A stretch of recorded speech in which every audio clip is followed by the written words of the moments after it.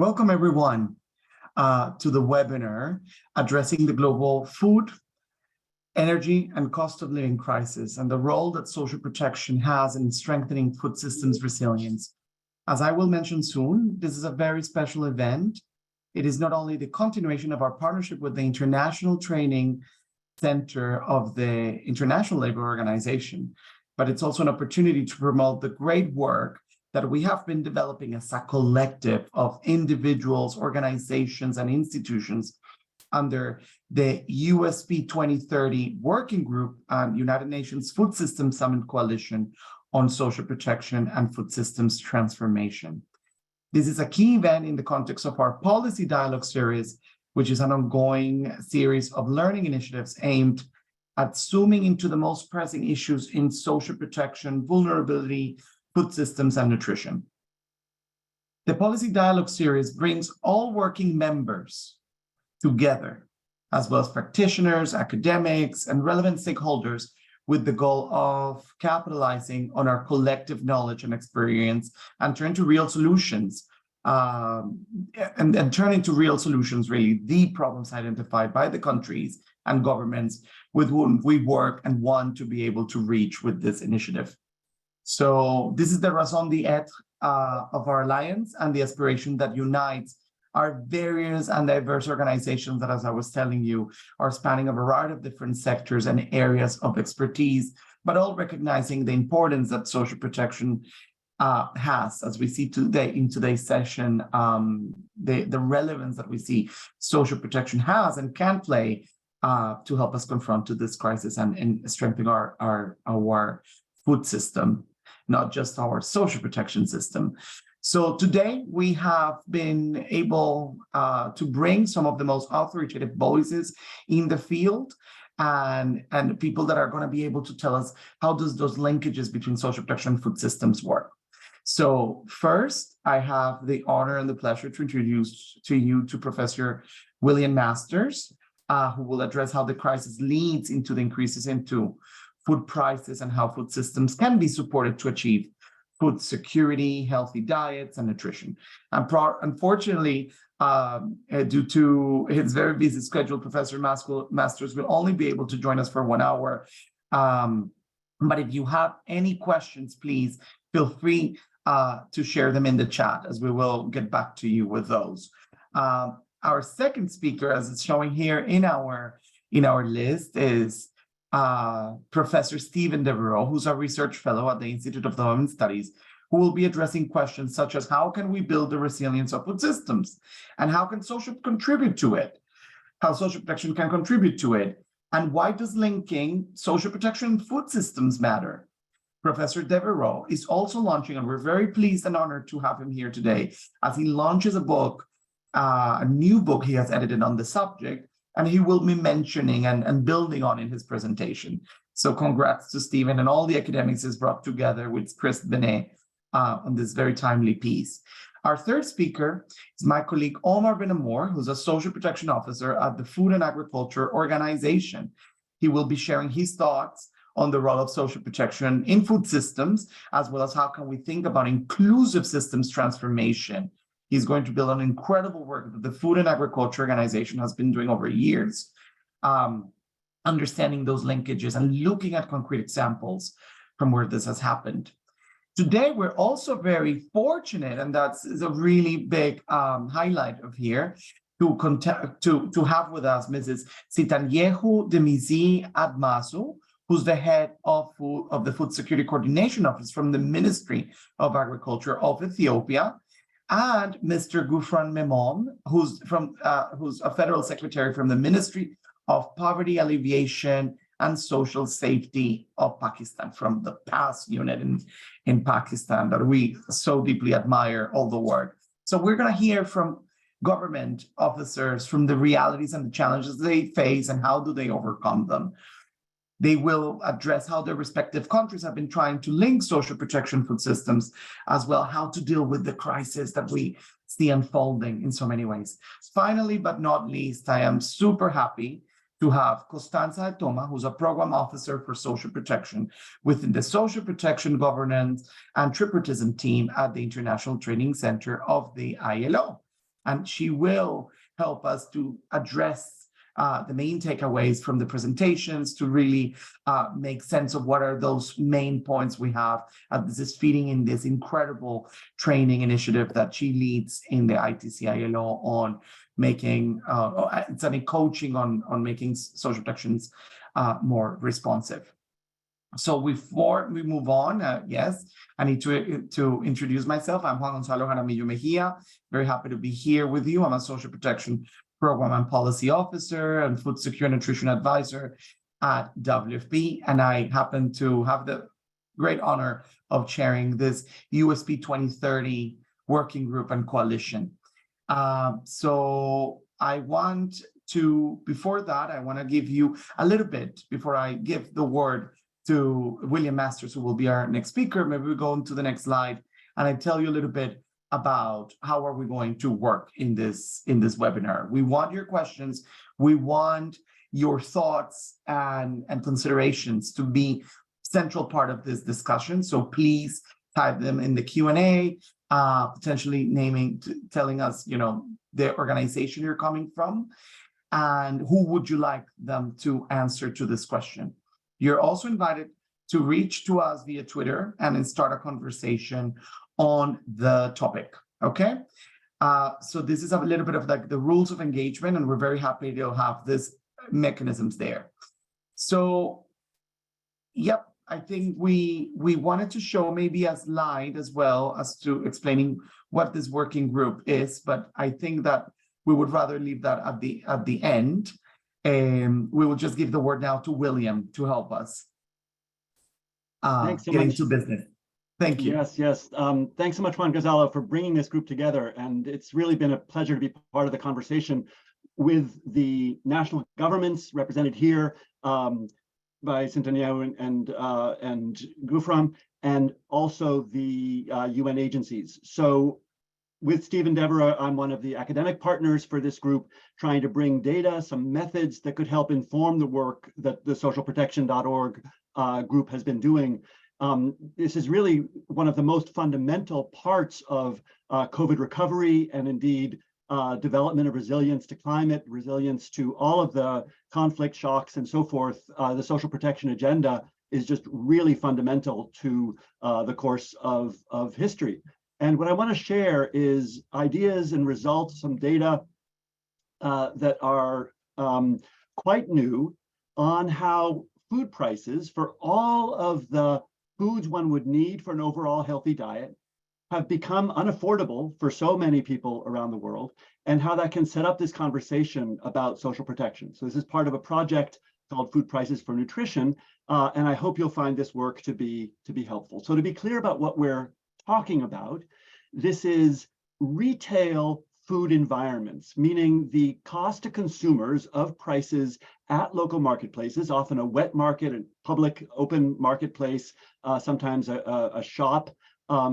And looking at this chart shows you these consumer prices relative to everything else over the previous 12 months from the in this 21st century that we're almost a quarter of the way through. So in this 21st century, over the previous 12 months, we began with food being relatively inexpensive, declining in cost, below zero, and then this series of food price spikes. So these are food crises when the consumer cost of food spikes up. So you might remember the 2008 financial crisis and consequent shock to the entire world. There were actually two shocks in quick succession. But this current shock that we're in now was one round of very high food prices at the onset of COVID, and then another round of very high food prices now in the recovery period from COVID. So food and non-food inflation is easing in most countries, but the point is that real costs remain very high for so many people around the world. And when we think about foods for health, the social protection agenda to transform food systems for a sustainable, healthy, equitable society, we want to remember that for so many years, food security was just about calories. It was just about energy. That's the prevalence of undernourishment metric that's very important still. And then we have an agenda coming from experience of food insecurity, the Voices of the Poor project that the FAO led, which is about access to the foods people want. So that food insecurity experience scale that's used to measure how many people are severely or moderately food insecure, that's whether people can buy their usual foods. What we've done now is something quite new. Only in the last few years can we think about nutrition security in terms of the compounds, the vitamins, the minerals, and also the phytochemicals and other compounds in all these healthy foods that might or might not be affordable to people.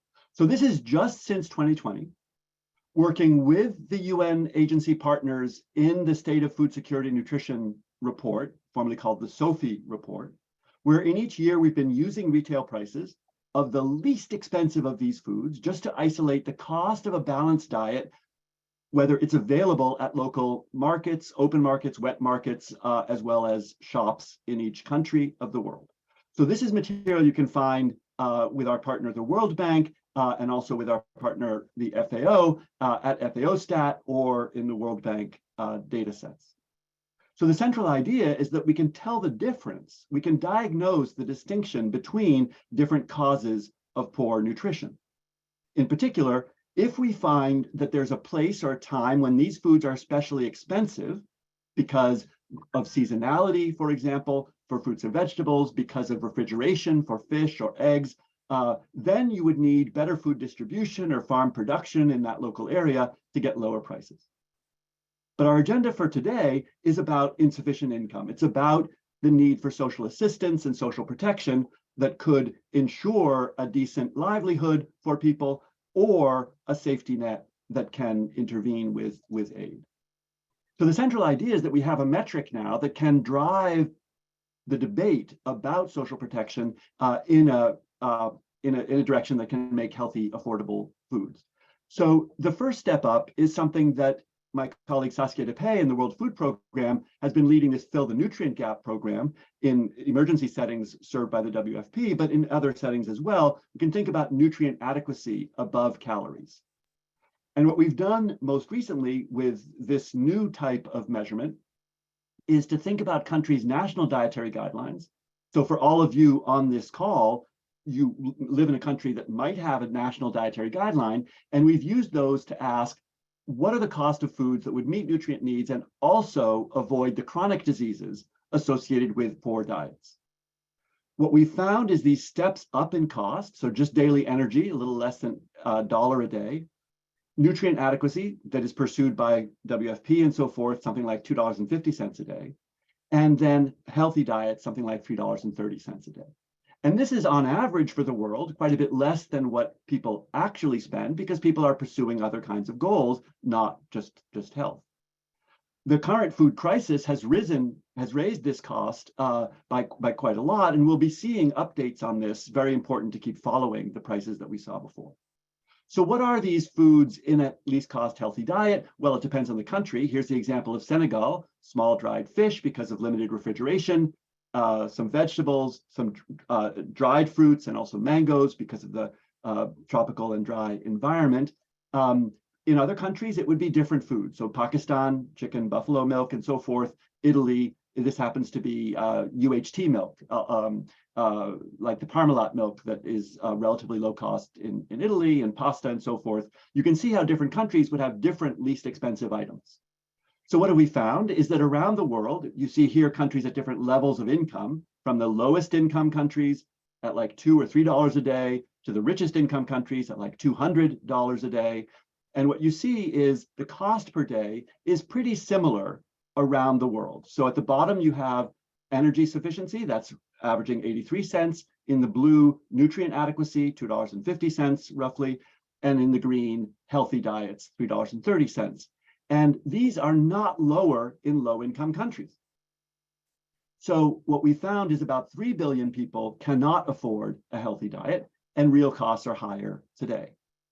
Comparing this to actual spending, what you see is that actual spending is quite a bit less. So the actual spending is in the black stars here, in contrast to the green squares, which are the cost of a healthy diet. And on the vertical axis, that cost per day in real terms, people are actually spending much less than what it would cost to be healthy. In some cases, they're just spending enough to have calorie adequacy on average. And in higher income countries, people are spending more because they're seeking not just these least cost healthy items, but packaged and processed and convenient foods that are actually more expensive, although they are often ready to eat or ready to heat, and often highly palatable with added sugar, added salt, and so forth. But of course, this is the average food spending. Many households inside these countries cannot afford a healthy diet, especially now with the rise in prices from the current food crisis. So the basic framing that's been introduced by Saskia Depay for the WFP, and is, I hope, something that can be useful for this conversation today, is to think about this distribution of observed expenditure or income for food in each country, from the very lowest income people on the left, who might have a very low level of spending in your given country. So this could range from the participants on this call in Europe, Oceania, North America, to people who are in Latin America, Caribbean, wherever. The lowest income people might have different levels of spending. And then the highest income people or highest expenditure households up to the very wealthiest in your society. The key idea is that the minimum cost of calorie adequacy, just energy, could be somewhere along here, then nutrient adequacy around here, and healthy diets around here. So we can think about targeting and coverage of social assistance that aims to identify who are these people, in what region of the country, what season of the year, under what criteria could targeting help to make sure people can reach these minimally adequate healthy diets, and provide the assistance, for example, that we could measure adequacy and targeting through comparing people's expenditure to the healthy diet criteria. And the idea basically is that by measuring these costs of a healthy diet around the world, we can provide a target that's compelling to people, that makes sense to political leaders, decision makers, and that's operationally feasible. We're going to hear from Stephen Devereaux now and others, including the country experience, how this can be actually done in practice. Yes, thank you so much for that, William. And it's in fact what we want to do now, and is to hear from Stephen about his book and how do we understand the importance of building our food systems that is resilient for better food security outcomes. So thanks so much, William. And as a reminder for everyone, please feel free in the chat to make any questions to Professor Masters before he leaves us. Okay, so we still have some time for engagement in the chat. And thanks for all of you for introducing yourselves, coming from so many different places. So Stephen, over to you. Thank you.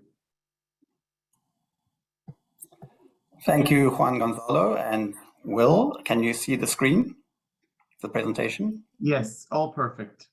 Excellent. Thank you. So, good day, everybody. It's great to be here. My contribution is going to be very different to the one you've just seen. Will gave us a very empirical, data-driven exposition. Mine is going to be more conceptual and more abstract. I'm going to think about these three big concepts which we have in the title here, in the subtitle. So in this webinar, we're actually looking at social protection, we're looking at food systems, and we're looking at resilience. And each of those is a massive literature and policy agenda on its own. So I'm going to look at the linkages between them and try and think about how we can work together to frame these and to work towards more resilient food systems using social protection. The first thing I noticed when I started looking at the resilience literature is that there is a very fundamental confusion at the conceptual level, which sometimes makes it difficult to move forward. And the confusion arises because we look at resilience both in terms of whose resilience are we talking about, and we look at it in terms of what. So resilience against which particular threats? Is it cost of living crisis? Is it climate change, natural disasters, conflict, etc.? And that leads to, when we apply the concept of resilience, we talk about either people that are vulnerable, like individuals, households, or communities, or IHC for short, or even countries. But we also talk about systems being resilient or vulnerable. So an ecosystem, for example, is vulnerable or resilient. A food system is vulnerable or resilient, institutions as well. And you can see this confusion if you start looking at some definitions. There are many, many definitions of resilience out there. So here is a people-centered definition. The ability of countries, communities, and households to manage change by maintaining or transforming living standards in the face of shocks or stresses without compromising their long-term prospects. That's about people being able to cope with shocks in a sense, or to deal with shocks adequately. But if we look at a system-centered definition, resilience is also defined as the ability of a system and its component parts to anticipate, absorb, accommodate, or recover from the effects of a hazardous event. So are we looking at people or are we looking at systems? And in this case, we're looking at both, because we're looking at social protection, which is about protecting people, and we're looking at food systems, which is about systems. And so how do we make these analytical connections and make them operational? Let's first look at how social protection can build household or individual level resilience, okay? And here's a little diagram which comes from this, I've developed it from the Sustainable Livelihoods framework, the 5 capitals, human, financial, social, natural, and physical capital. And of course, social protection can build on any of these assets or capitals. So this little cobweb diagram shows you, for instance, how school feeding could move somebody or a household or a person from the inner ring to the outer ring. All these capitals could be moved from the inner ring to the outer ring. In other words, increasing the stock of capital that people have of each of these at the individual household or community level. But social protection also puts mechanisms in place that protect against shocks. So when your stock of capital or asset is threatened, an insurance mechanism or a safety net comes in to protect you against that. So for instance, if we look at human capital during COVID-19, school feeding at home was introduced to protect the nutrition or the food security, or at least the food consumption of school children who no longer had access to meals at school. So school feeding was provided at home. And that meant that the gains that they had from the school feeding program were not completely lost during COVID-19. Similarly, you can think about financial assets, community-based health insurance, village savings and loan associations, emergency cash transfers. These are all mechanisms to protect financial capital during a crisis of any kind. Finally, social protection builds resilience. So we have social assistance and we have social insurance, but we also have social protection systems. And so a system which is robust, which can provide support to individuals and households when they need it in a reliable and prompt and efficient manner, the system is more important than just the intervention or the program, if you like. So when we talk about a system, we always start by thinking about programs, and then we look at coverage. Is everybody included, or have we left anybody behind? But we also need to look increasingly at adequacy, as well as just shown us. A lot of the diets in the world are inadequate, and so we need to think about providing social protection that can meet basic nutritional needs. But as I said, that's only the first part of a social protection system. You also need to have policy level and administrative level interventions. So you need to have policies and framework legislation, ideally to make social protection rights-based. You also need to have administrative capacity, so you need to have management information systems, social registries or single registries, accountability mechanisms like complaint systems. And all of these will help to make sure that the system responds when it's needed to be called upon, for example, when there's a crisis. And we know that during COVID-19, countries that had well-developed social protection systems were much better placed to respond promptly. And of course, all of these have to be coordinated. So coordination is the most important element of any system, really, both vertical from national down to local level, and also horizontal across sectors. So social protection is not a sector on its own. It also has strong linkages to education, health, agriculture, and so on. So these are how social protection can build household resilience. And my argument really is that resilience requires both sides of this equation. Both individuals and households need to be resilient, but also the systems within which households and individuals operate need to be resilient. So if you start off on the left-hand side of this diagram, looking at the pre-intervention situation, you have low resilience. So individuals and households have got low assets, there's no social protection in place, there's limited low-quality infrastructure, social services are weak or non-existent, and food systems are also weak and vulnerable to shock. Now we come with interventions to strengthen individual or household level resilience. These would include social assistance like cash transfers and school-based programs, but also social insurance, putting in place mechanisms to protect people against livelihood shocks that can happen either at the individual level, like retirement or illness or disability, or at the covariate level, like a food price spike of the kind that Will was talking about, or COVID-19. But apart from building the individual resilience, we also need to be working on the systems. So social protection systems need to be developed beyond those individual programs that we've looked at. But we also need to have robust, integrated, and equitable food systems. So we need to be investing in food systems alongside investing in social protection systems. And the point is that once you have both these well established, people are going to be much more resilient. It's not just about the individual and their individual assets or capitals. It's also about the social protection systems that are in place to catch them when they're shocked. And also food systems must be responsive to, say, a surge in demand during a crisis. If farmers suddenly have to depend on the market must be able to respond. Okay, and once you've done that, once we've strengthened the individual resilience and built the social protection system and strengthened the food system, then the post-intervention context is one of high resilience. So individuals, households, and communities have got adequate levels of assets. Social assistance and social insurance against shocks is in place. Infrastructure, essential infrastructure like roads and markets and natural resources like watershed management and so on, irrigation systems are built and well maintained. Social services, health education must be good quality and accessible, and food systems will be robust and equitable. So that's where we want to move, from the low resilience at the one end to the high resilience at the other end, which means that systems must be in place around those individual people with their stocks of capitals and assets.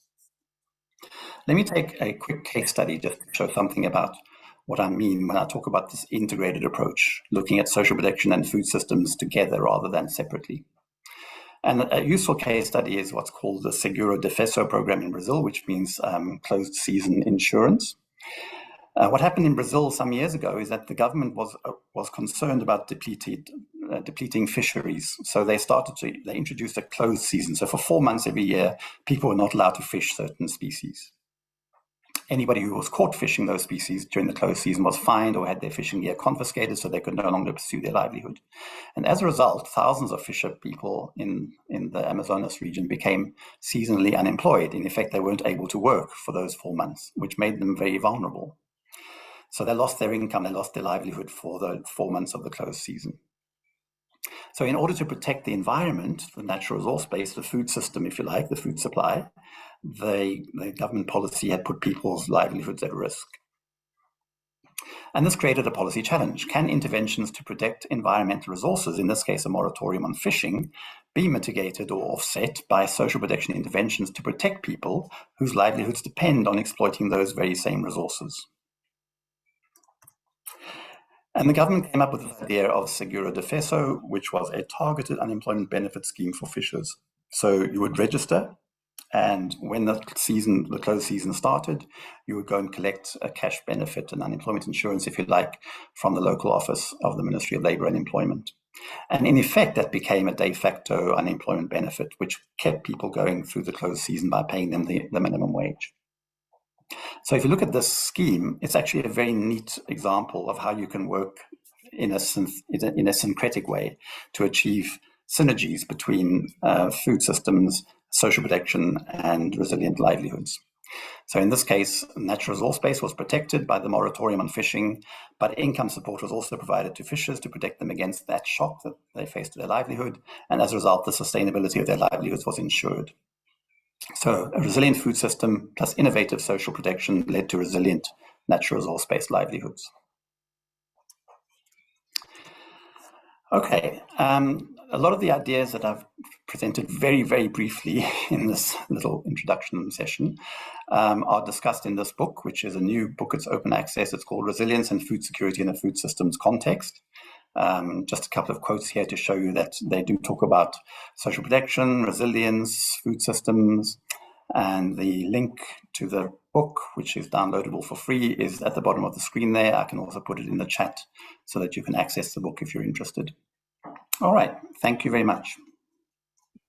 Wow, Stephen, thank you so much. Always this great ability to explain complex concepts into something concrete, and love that great example from Seguro Defeso from Brazil. Great point, because it speaks both to the social protection and the food system in a context of environmental fragility. And to come in there, I think you couldn't have given me a better segue to introduce to my colleague, Omar Benamor, who's going to really expand on that which you've given us, and tell us a little bit more about how is it that we establish those links? How can we get two birds with one stone?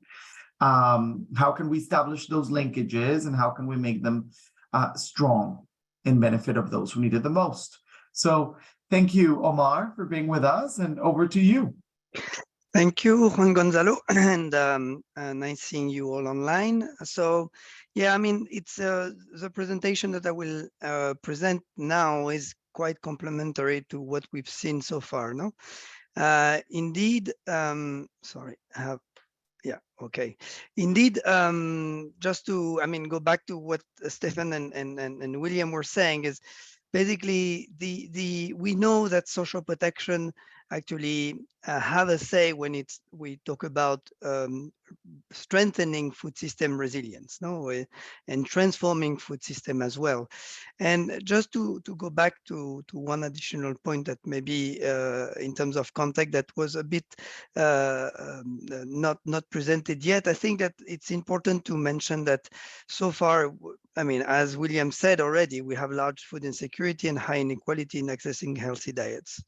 But we also have, we know that agriculture is responsible for up to 80% of biodiversity loss and continues to overuse increasingly natural resources, including water, forest, and land. And it's also accelerating climate change due to the production of emission of greenhouse gas.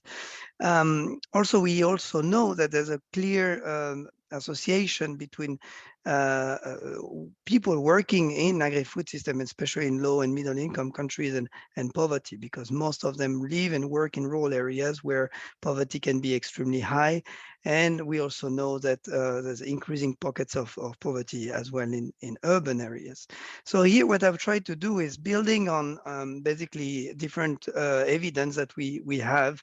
We try to kind of frame those linkages between social protection and food system, and how social protection contribute to the transformation of food system. And so mainly we see that social protection have a say in each of the, let's say, component of the core food system, which is food supply chains and main actors, food environments, and also consumer behavior. Also, by doing this, social protection actually have an impact on ensuring food security, food and nutrition security for all, ensuring decent livelihood and job creation, preserving ecosystem and natural resources, and adaptation to climate, as well as territorial balance and equity.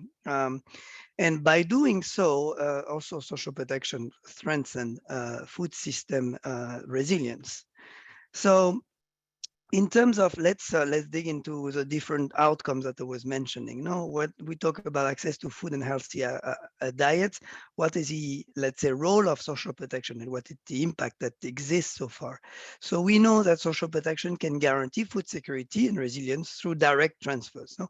Especially in case of shocks, and by focusing specifically on food insecure or malnourished, and by strengthening, let's say, the increasing the demand for food and healthy food. And so, especially when it's also linked to humanitarian assistance, I think there's also an additional added value for responsiveness of the role of social protection.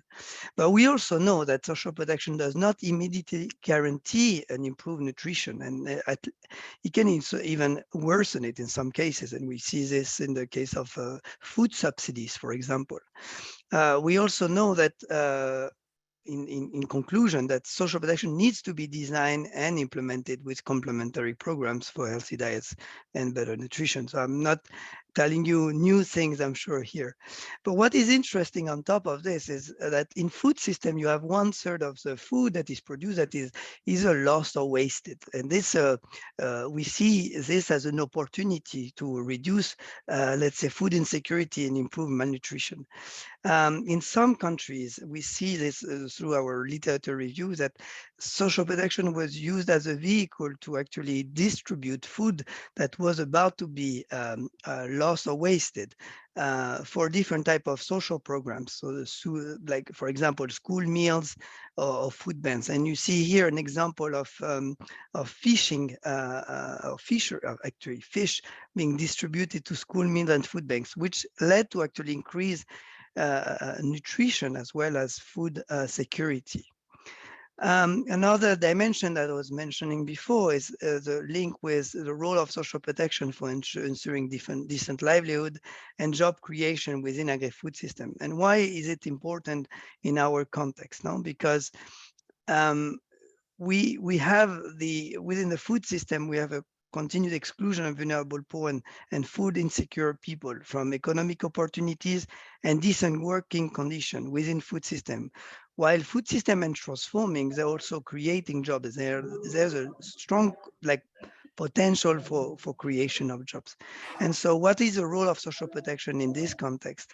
So we know that social protection improves the resilience of, let's say, producers mainly, and this is linked to the agenda around shock responsive social protection, cash plus intervention, also agriculture insurance. But we also know that social protection can improve the working conditions of agri-food system workers that are generally informal, and especially through social and health insurance. Also, we also know that social protection can facilitate the creation of jobs, including green jobs, on farm or off farm, off farms mostly for the poorest because they do not have any access to land. And this and social, we know that it could be by the promotion of micro entrepreneurship, so economic inclusion program, graduation programs, etc., but also through, let's say, the promotion of wage work through public works, including also by establishing a school feeding program or even payment for ecosystem services. And this can help by doing so. Social protection can improve the food availability and also the diversity, as well as increasing the income and wages for accessing food. I will not go to this slide. I will go to the next one directly. Another element that is also interesting is how social protection can preserve ecosystem, natural resources, and also adaptation to climate within agriculture. I think we all aware of how social protection and shock responsive social protection associated to early warning system and anti-separatory action can actually be a response to extreme events and natural disaster that are largely affecting, let's say, food producers, but also food insecure households. Another element that is a bit less known is probably the role of social protection by, let's say, promoting economic inclusion can be associated to incentives for actually pushing for climate adaptation within agriculture sector.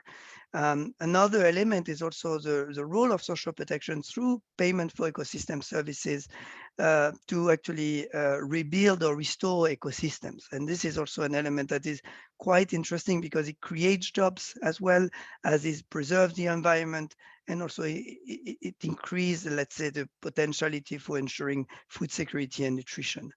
I will not go into this example because I just saw the example of Stefan around Seguro de Fezo, but it's quite similar to what he was saying around the, let's say, coherence between fisheries and social protection intervention and how they can lead to improving fish stocks and fisheries incomes and wages, ensuring income and food security, and diversifying source of income and resilience to shock of fishers. But I will go to this last slide around ensuring territorial balance and equity. Why is it important? Is because it's one of the main outcomes of food system, because we have an unequal development of territories, and it affects actually the vulnerability of our food system, but also the food insecurity and malnutrition of different households.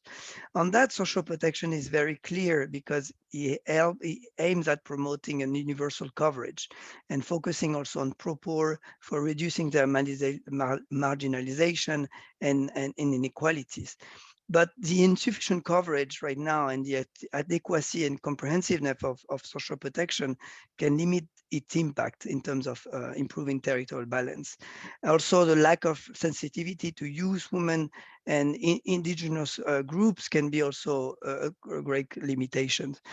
In the meantime, social protection can facilitate migration. So it's sort of participates to the food system transformation, in the rural transformation, and how it affects people migrating from rural to urban areas. And by doing so, it helps to actually create economic opportunities for rural households moving to urban areas, especially in areas of destination, but also facilitate actually the transfer of remittances to rural areas and areas of origins, and can create also economic opportunities and facilitate a greater contribution to food system resilience. But also by facilitating migration, social protection can also create a risk of creating vulnerabilities that didn't exist before, and especially in areas of origin and destination. So to close this presentation, I think there's multiple entry points when we talk about strengthening, let's say, transforming food system. But to optimize the impacts of social protection, we have to absolutely keep in mind that all social protection intervention interact with all the food system outcomes, positively or negatively. And those interactions can limit or actually strengthen the overall impact on food system resilience. And this we need to take into consideration, because there's a those interactions are generally ignored or unknown in the design of social protection intervention, because there's a lack of evidence, and there's a clear gap of evidence that we need to actually fill here. And to optimize the impacts on food systems, there's really the necessity to extend coverage of social protection, but also the adequacy, this responsiveness. But also we absolutely need to design social protection using a food system approach, especially in terms of scarce resources. And the idea here is, how do we do more, like building those synergies that I was mentioning, with less, meaning by considering the trade-off and the potential unintended consequences that social protection can have on food system. So I will end here, but you can see here a list of different unintended consequences and existing and potential synergies that we identified from social protection intervention within food system. So I will end here. Thank you very much. Thank you, Omar, for this presentation. I see that there's a lot of questions in the chat, and I would like to ask William to please see some of the questions that we had from the Philippines, in particular, on how to define the cost of a voucher. And I'm asking with that to all of you to share your thoughts as we are in your thoughts, your questions, to know where you're coming from, and some of the challenges that you're facing in establishing these linkages. As I was saying, this webinar is a special one, as you've seen from our speakers, not just because this is part of the e-coaching on social protection from the ITC-ILO, and check it out online, e-coaching, great training for over 16 weeks of training with some of the most reputable people in the sector.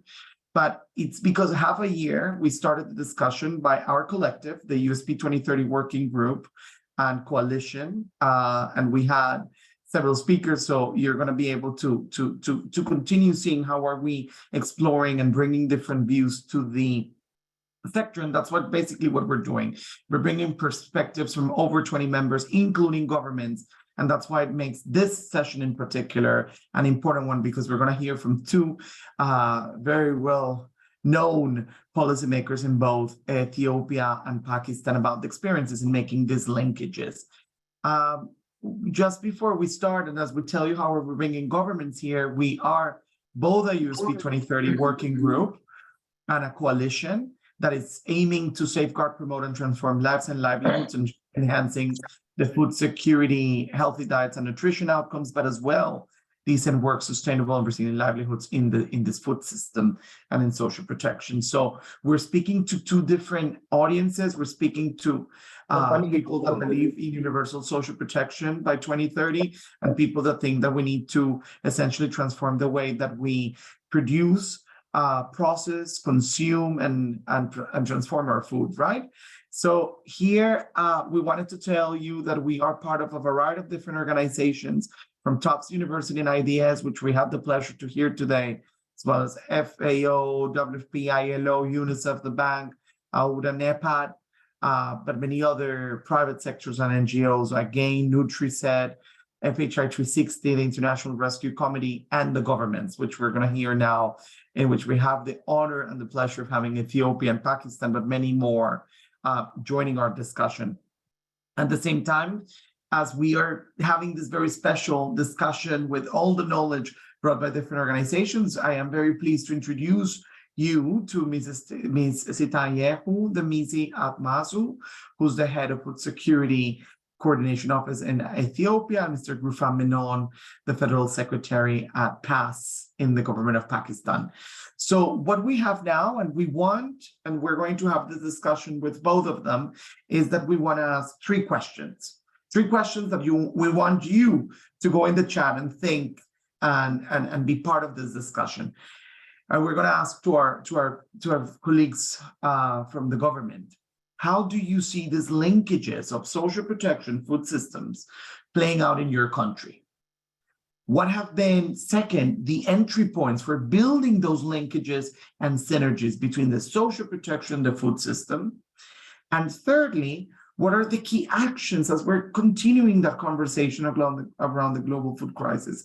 What are the actions that the government has taken, or how do you manage to establish and strengthen the linkages and make them responsive to a crisis like the one we're seeing on a global food and nutrition crisis?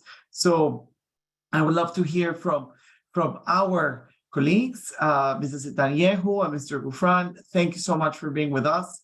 And I open now the floor, stop sharing the screen, so we were able to discuss. Great. Perfect. Mr. Gufran, hello. Yes. And Mr. Sitanyehu, you can put now your camera. We're happy to hear from you. Thank you so much, Gonzalo. Thank you. Ladies and gentlemen, it's a pleasure to be a part of this webinar. I had the opportunity of attending this workshop on social protection and food system transformation at the DC, where we had the exchange about linkages between social protection and food systems, and presented Pakistan's evidence and identified areas of collaboration. Let me tell you about Pakistan. Where do we stand now?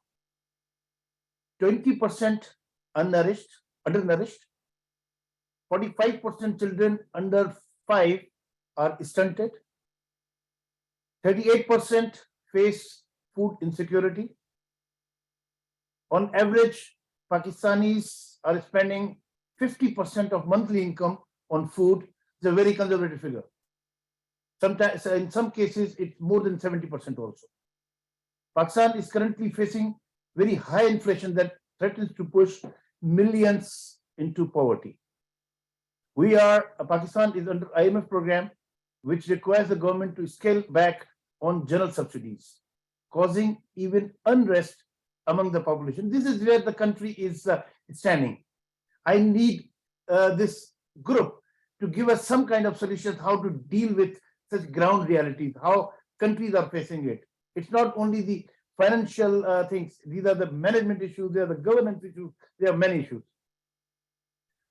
We are under this IMF program, which requires the government to really scale back, and this makes the vulnerability to shocks, including the food prices also. We recently had massive floods in the country. We have not even come out of those shocks. Just coming to this webinar, half an hour before we were having a discussion in the National Assembly Standing Committee. The Disaster Management Authority chief was saying that we are expecting another great floods in June. So we have not recovered from the shock. Now we don't know how to deal with this one and how to deal with the new incoming shocks also. This vulnerability of shocks really is directly affecting the prices also. The impact of climate change and population displacement further has compounded the situation in the country. This 2022 floods is typical example where funds were diverted for relief, rehabilitation, and reconstruction. Long-standing initiatives that define Pakistan's social protection landscape. We have Pakistan Baitul Mal, We have a zakat, which is like 2.5% of the total money which is kept in the banks. We deduct and distribute it among the poorest of the poor. We have employees old age benefit schemes and institutions. We have workers welfare funds. We have provincial employees social security institutions. We have corporate social responsibility budgets. We have philanthropists, but they are not sufficient to cope up with the situation. Our flagship program, the Benazir Income Support Program, is the social protection initiative, which we are proud of, and we boast for it. This Benazir Income Support Program remains Pakistan's flagship. It's an effort made during the last few years to integrate and consolidate them in the Ministry of Poverty Alleviation. A separate ministry has been created in 2019 for only this purpose. Over the years, this social protection program of Pakistan has been expanded horizontally and vertically, and new programs have been added. When we started, it was 1,000 rupees local, which is like $4. Current maybe 3 point some dollars monthly we were giving. Now we are giving them slightly more. Pakistan is leading 16 different programs aimed at 16 groups, including women, children, orphans, disabled, differently abled, transgenders, elderly, and homeless people. The high impact programs are unconditional cash transfers for 9 million women of poor families. When we say 9 million, it's almost covering 25% of the population of the country, which is about 55 million individuals. We have conditional cash transfers for education and nutrition, catastrophic health expenditure programs, as well as soup kitchens all over Pakistan, poverty graduation programs for livelihoods, including asset transfers, skill development trainings, and interest-free loans. Most important is the National Socio-Economic Registry of 38 million families.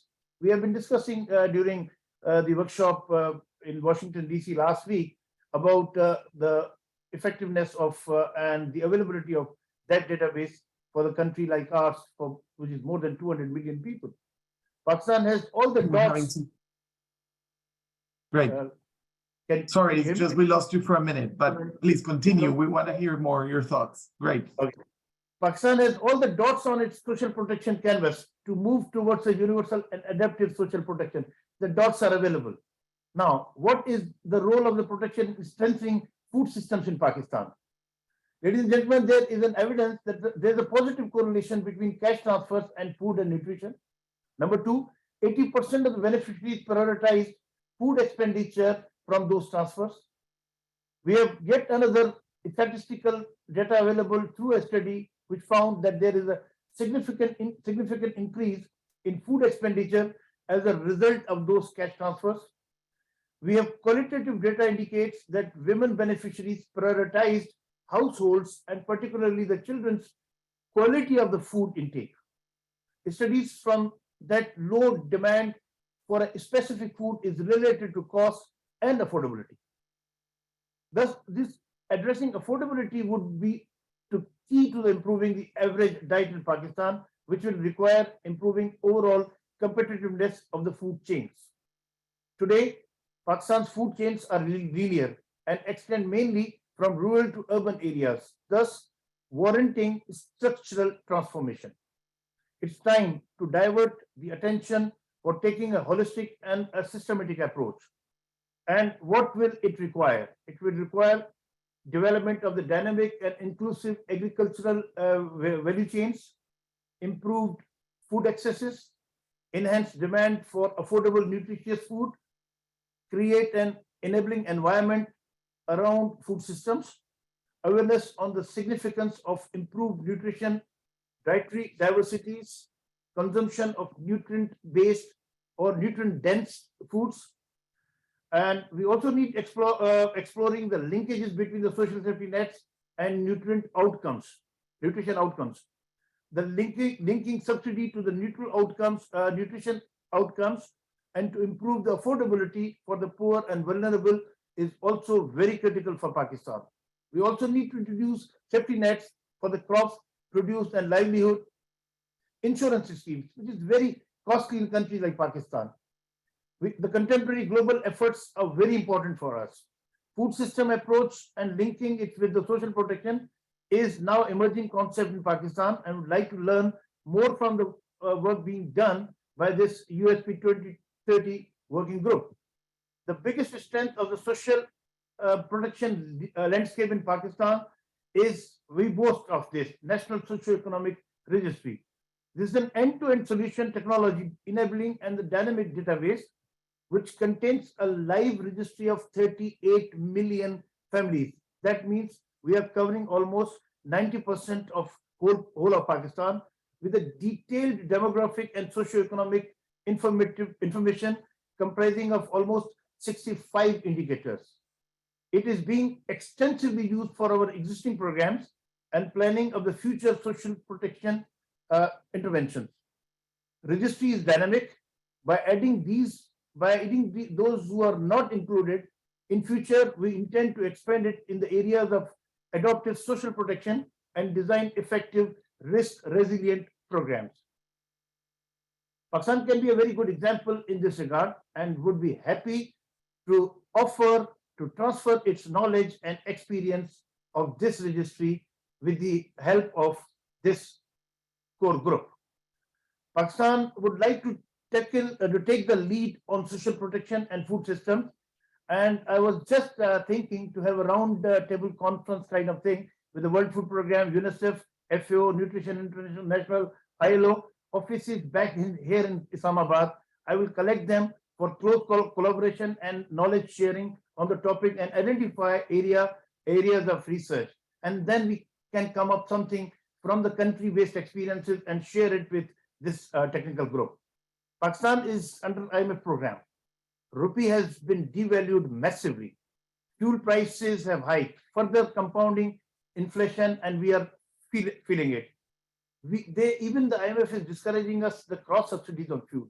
There was a scheme by the Prime Minister whereby he wanted to increase the price of fuel for those who can afford it and reduce the price across subsidy, but that too is being discouraged since we are under a program. The fuel is the major denominator for increasing the commodity prices. How to deal with such a situation? I'm leaving this audience with this big question. Tell us how to deal with it. Ladies and gentlemen, in Pakistan, we are determined to ensure that our vulnerable population has the access and ability to afford nutritious food. Countries like Pakistan have massive wastage of food. We are working on it, how to address it. I got one example during that workshop last week that introduce small bottles, introduce things where the food can be really almost 30 to 35% food is wasted in countries like ours. How to really deal with it? A robust food security system that is aligned with the social safety systems is the need of the hour. By achieving its objectives, Pakistan can serve as a model for countries around the world in integrating its social protection system through our National Socioeconomic Registry and food systems.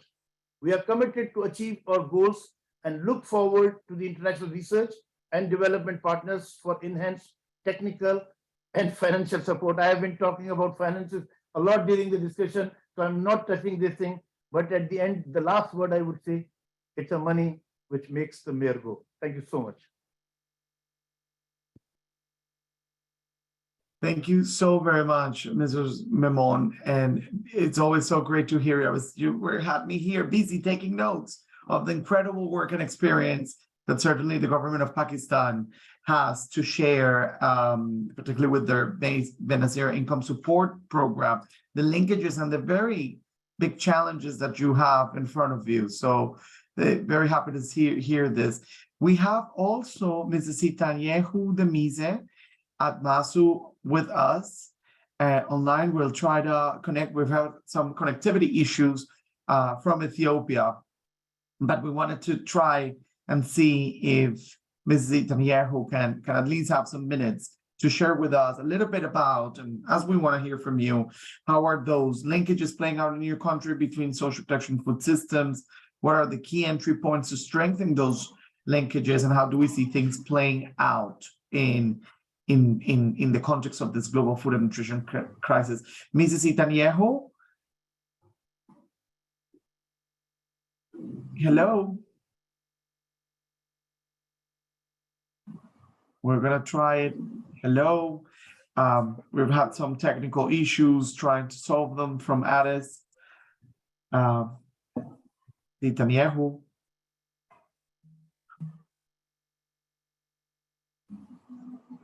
Okay, so we'll try once again.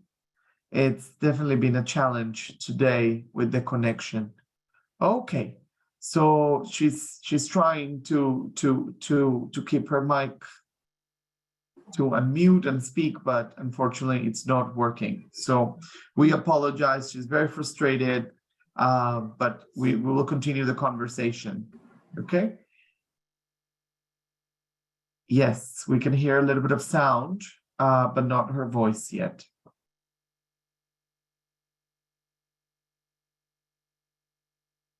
Okay, perfect. So what we will do now is to move now into a little bit of a discussion. We have less than 30 minutes now to be able to have a conversation and answer to some of the questions. So I would like to ask Omar, Steven to come on camera, Mr. Gufran Menom to come there, and also Costanza, as she helps us to consider from the ITC-ILO to consider some of these key points. And maybe I would like to hear from Costanza as we try to kind of synthesize for our participants what are some of those key messages coming out in terms of this discussion. And then we'll open up for questions and answers and see if these points raise any other points, particularly from the ITC-ILO participants, as we wait for them in the chat. Thank you.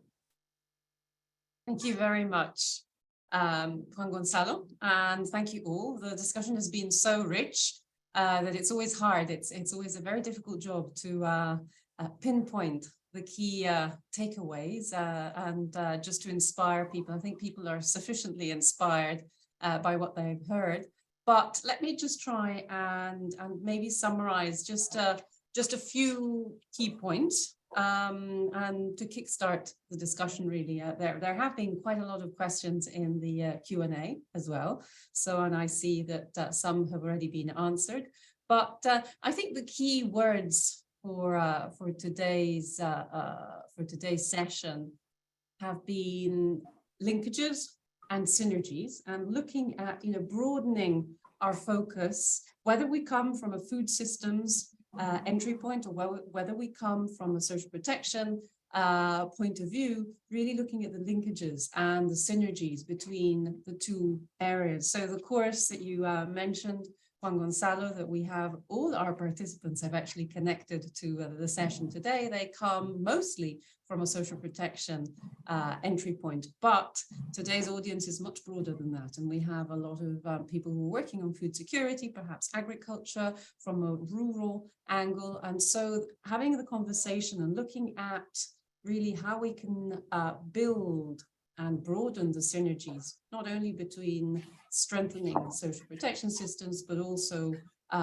food systems, is really, really very interesting. And I think it was quite an eye-opener. The evidence that Professor Masters shared at the beginning was quite an eye-opener in seeing how recurrent food crises and the price of food has just not really gone down. It's gone down and then up again and up again and up again, and it's an upward trend. And given that we're talking about, I think what we're calling polycrises, and looking at how the cost of food impacts on food security and how social protection can impact on that, and how the fact that we're looking at recurrent crises erodes the coping strategies that poor households have and vast sections of the population have is certainly very important. So I was very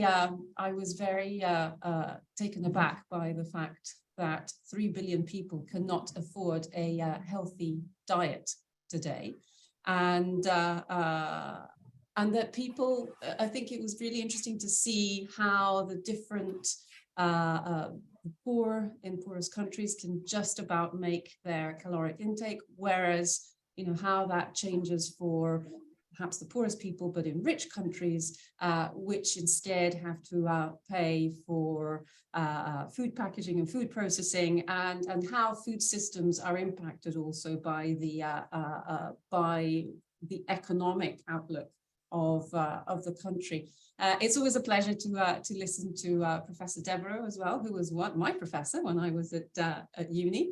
So always lovely to catch up with him as well. And of course, his takes on looking at the two together, but also looking at the concept, the very important concept of resilience, and how we can look at that at the individual household level. I loved your spider diagram of the different capitals. That's certainly one thing that I will remember from this session, but also at the system level. So where we're looking at the program level, the policy level, the administration, and how we can build that. That is something that, of course, as social protection practitioners, perhaps we're more accustomed to, but looking at that and the food system, and the very interesting example that you shared of, how do you put together saving the environment, or say, the natural resource management in Brazil, and looking at not only how we can safeguard our resources, but how we can safeguard the food security and the income security of poor fisherfolk in Brazil, and how we need to have a much broader view of the tools that we have in our toolbox in order to achieve a good outcome for the environment, but also for the people. So I thought that was a very, very interesting example. And I think there's other examples of that as governments are really waking up to these issues, particularly if we look at it from a climate change lens, because these problems, as we heard from Pakistan, are much more recurrent today. And I think Omar's points, he really gave us a granular view of how social protection can affect, has a direct impact and an effect on so many of these dimensions that we perhaps see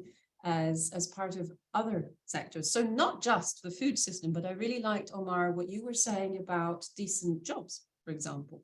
And I know that FAO has worked a lot with the ILO in looking at that, in looking at decent jobs and agriculture, in agriculture and rural areas, and how that can help secure food security for all, but also income security for all. And how also, going back to the natural resource management, we can preserve the ecosystem while also securing livelihoods and decent livelihoods. So I really liked how you had a red thread, social protection running through everything as a red thread. And you mentioned something about consumer behavior, which I was very interested in. You didn't go into it in your presentation. I wonder perhaps if you could elaborate on that, because I used to work on sustainable diets, and I know that consumption is often perhaps not a blind spot, but perhaps something that we don't really look at as much as production or processing. But consumption is very important, and consumer choices, I presume, there is increasing evidence to show how social transfers and social protection as a whole, particularly if we look at cash plus programs and cash transfers, are affecting consumer choices with regard to healthy and sustainable diets. So I think that drawing these links between the social, environmental, economic, ecological, and behavioral dynamics is is amazing how you can do that by tracing the links from the social protection system to the food system.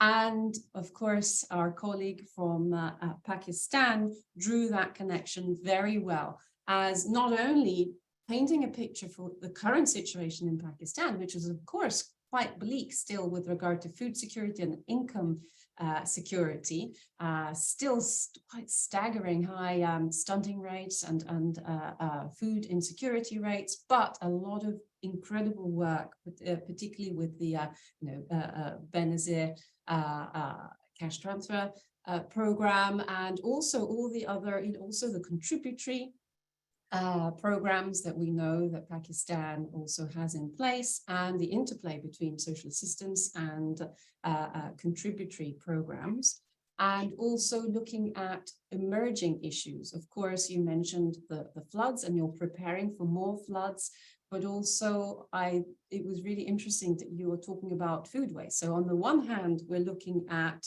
food insecurity, and on the other hand, we're looking at there's a lot of wastage in the system, whether you're poor or whether you're rich. So we're looking at age-old problems of poverty and insecurity and vulnerabilities, but also emerging issues, which we have even in some of the richer countries, food waste, and how can we help the food system in its entirety to cope with these idiosyncrasies, perhaps. So a lot more. I'm sorry that we couldn't hear from our colleague from Ethiopia, but I think a lot of food for thought, if you don't mind the pun, and more questions I'm sure that are going to come up from our audience. Great. Thank you so much, Costanza, for giving us such a roundup view of the discussion we've had today. We've had a very lively chat, one of the most dynamic I've seen. Great presentation. We have people from basically every quarter in the world, from Somalia, Burkina, Sri Lanka, DC, Switzerland, Guinea-Bissau. Well, I could continue and carry on. We have some questions in the chat. I want to pose them there. We have Thomas Makiwamata was talking about, what is the role of social protection in addressing negative agricultural practices? And I think that there is a concept around resilience, around maladaptation. How can social protection address maladaptation?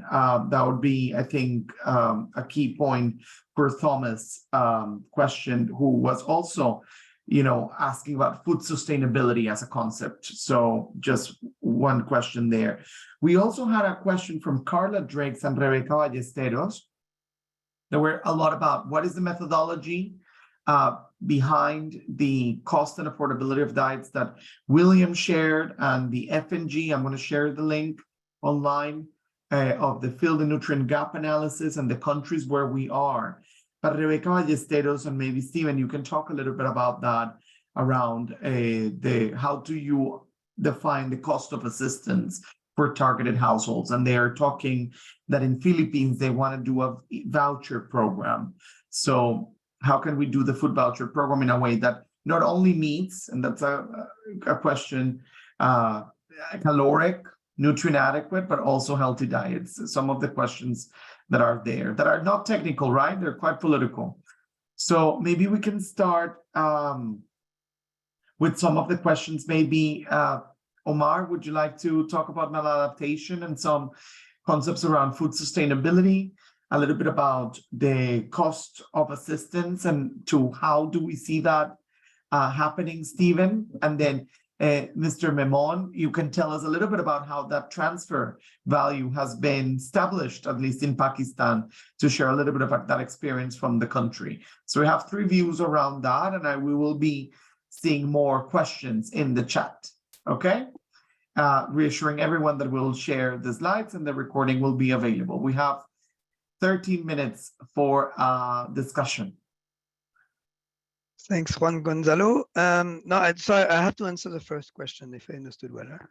Yeah. Okay. Yeah. No, I think it's a critical point, because what we've seen in the evidence, but also by practice, is the fact that generally there's an opportunity here when we look at the productive impact of social protection in agriculture to adjust, to adapt also the agriculture practices of small-scale farmers, and so social protection can be used as a platform to actually incentivize small-scale farmers in using, let's say, more sustainable agriculture practices. And so I mean, it's sort of a cash plus type of intervention where we associate, let's say, cash intervention with all sort of agriculture and intervention in terms of input, but also training, etc., to make sure that farmers that are being supported can also use, let's say, more sustainable practices. So agroecology is one of the examples.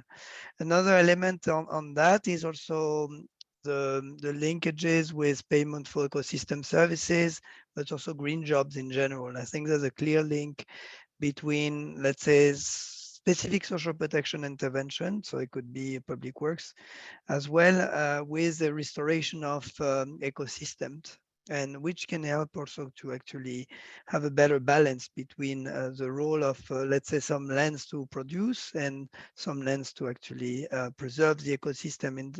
And it can help also to diversify the income of small-scale farmers, which can allow them to actually reduce the use of negative coping mechanism that can actually,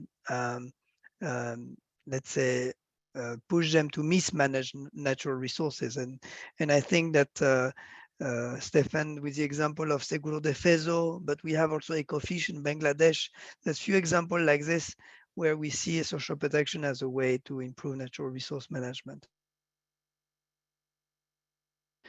Yeah, so this is, but what is critical here is, so just to finish, is the coherence of policies you know, like this discussion, this coordination of intervention between ministries is actually key. So we just published, I mean, we have 3 sets of framework for action and analysis and coherence tools, one on agriculture, one on fisheries, and one on forestry, that are very specific on how do we make sure that we promote a better, let's say, synergies between the activities of those, the programs of those different ministries, and with social protection. So I think, yeah, I will end up here. Thank you.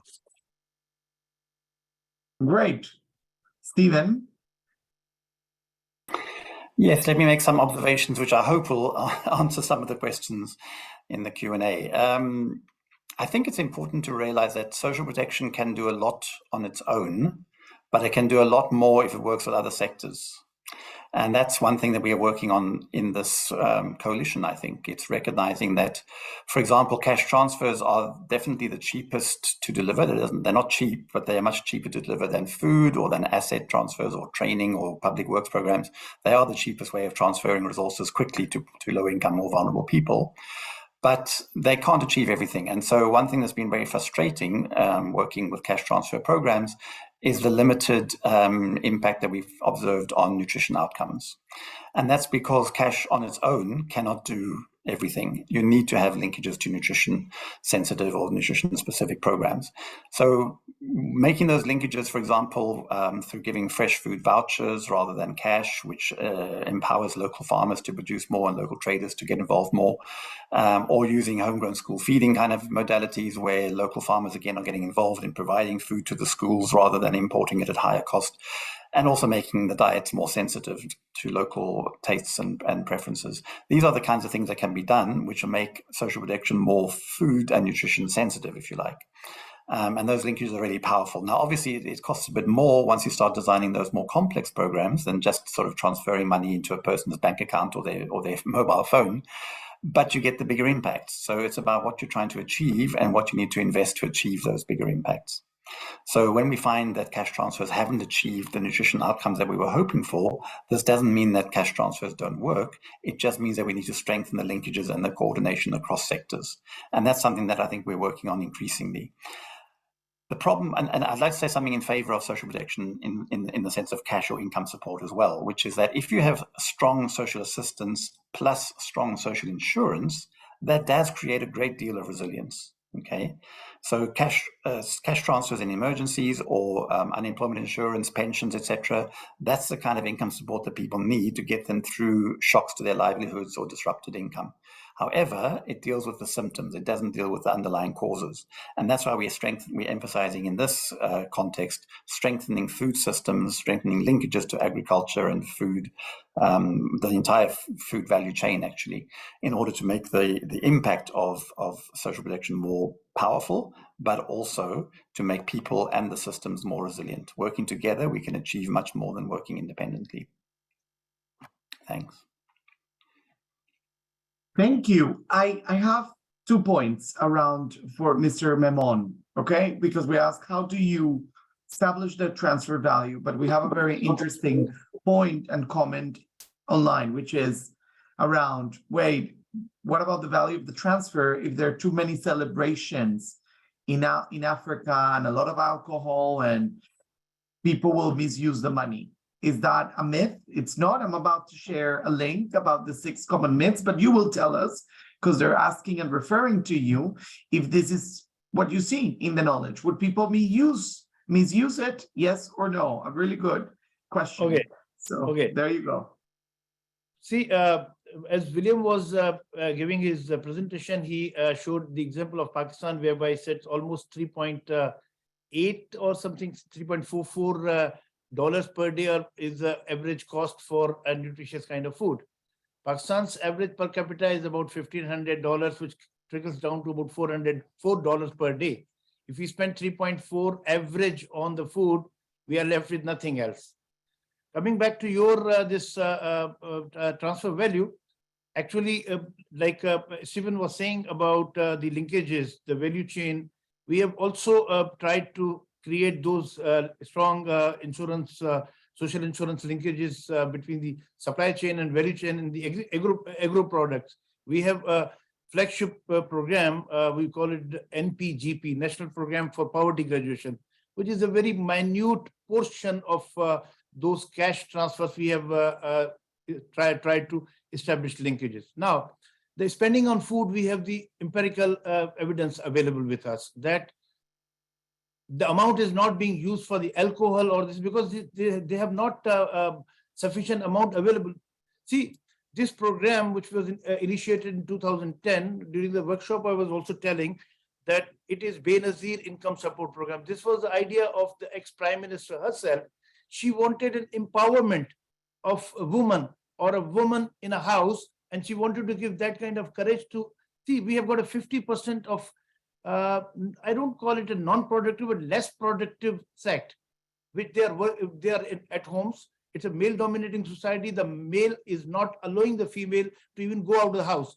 So this was an opportunity. So we created a woman as a leader of the house, and so she has to go all the way to ATM or those teller machines to take out the money from, and otherwise, no, the male member cannot take that money. So it gave empowerment to the woman. She went, maybe she goes with the husband, with the brother or the father, whosoever, and we have some conditional cash transfers in health and education. So some of the amount is being used as a conditional transfer, but this unconditional transfer is not that much.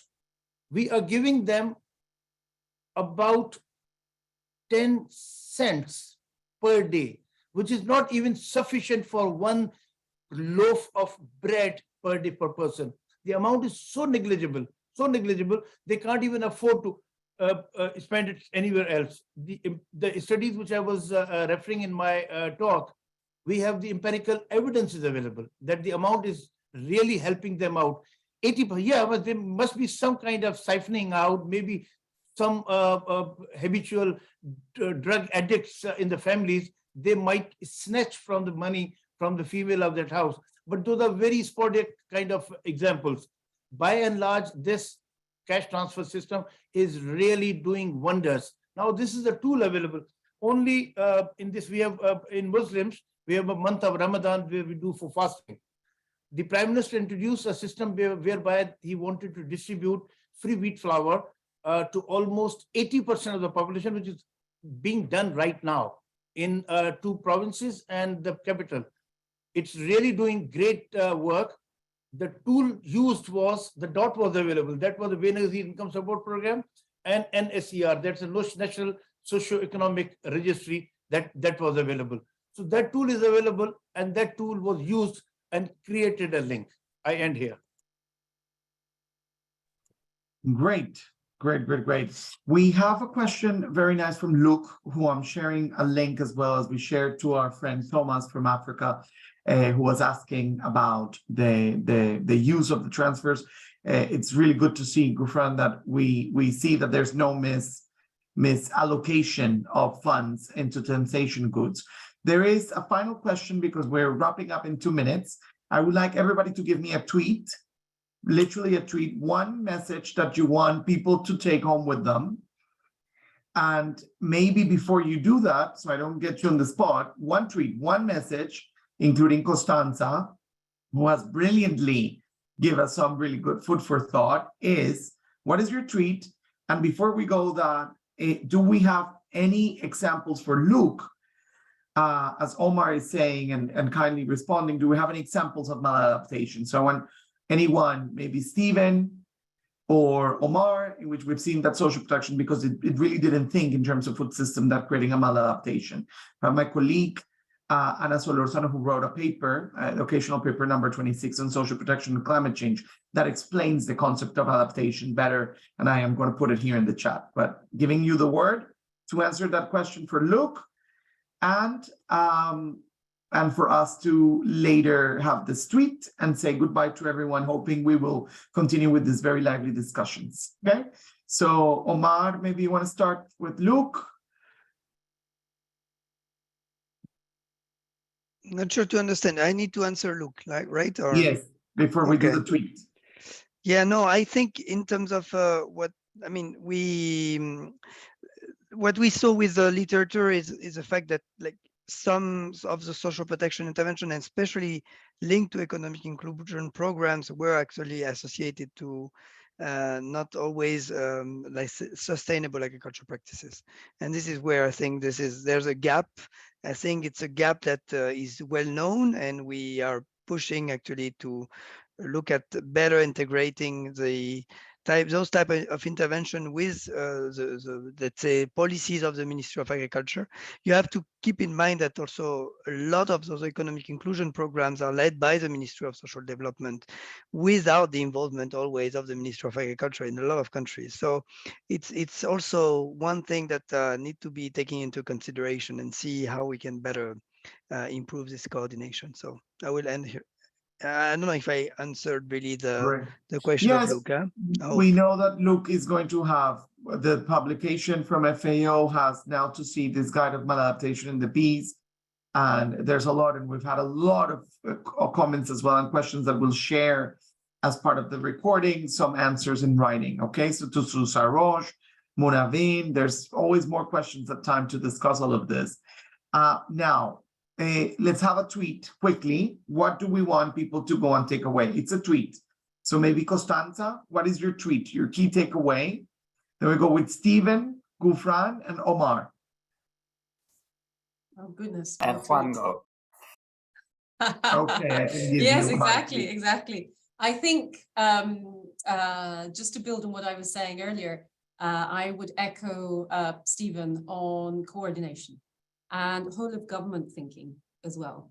Just policy coherence and whole of government thinking, not just on nutrition and social protection, but also perhaps decent jobs, as we were hearing earlier, also from Omar. That's my tweet. Great, thank you. Stephen, your tweet. Resilient people require social protection and resilient food systems. Great, nice tweet. Gufran, Memon? We must continue this job on maybe less than a monthly basis. Trust me, it's really helping Pakistan well. Great. We will be happy to continue this conversation with you and others. Omar? In the times of scarce resources, we should be using a food system approach in the design of social protection for doing more with less. Great. Bit long, I am going to take this quote that is not mine, it's from this webinar and one of my idols, Stephen, who said social protection can do a lot on its own, but can do much more if it does it with others. And that's why we are in this business together as part of this working group, but why we're working with other systems. So we don't think that this is a silver bullet. So with that, colleagues and friends, thank you for joining us. It's been a pleasure. And please make sure to join sp.org to be on top of any updates, to scan this QR code here to become a member, and to be aware of many of the discussions that we'll have as part of the USP 2030 Working Group, and United Nations Food Systems Coalition on Social Protection and Food Systems Transformation. Thank you very much for your time and the very lively discussion we have today. Thank you. Thank you. Thank you to our participants who joined today's webinar as well. And asked lots of questions. Yes, we will continue with them. Thank you so much. Thank you, everyone. Bye-bye. Bye-bye.